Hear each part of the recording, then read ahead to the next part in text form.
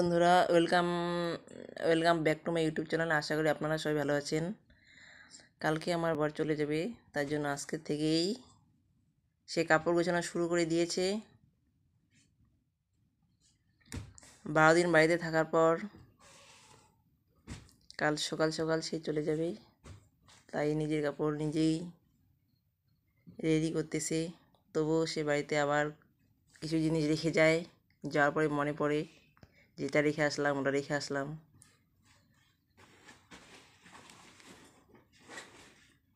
কি মন দিয়ে গুছাচ্ছ যে?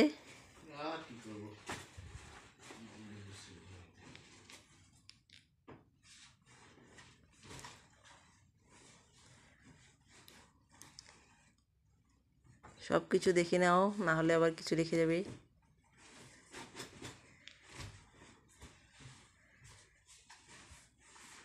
জ্বরের ওষুধ নেবে না?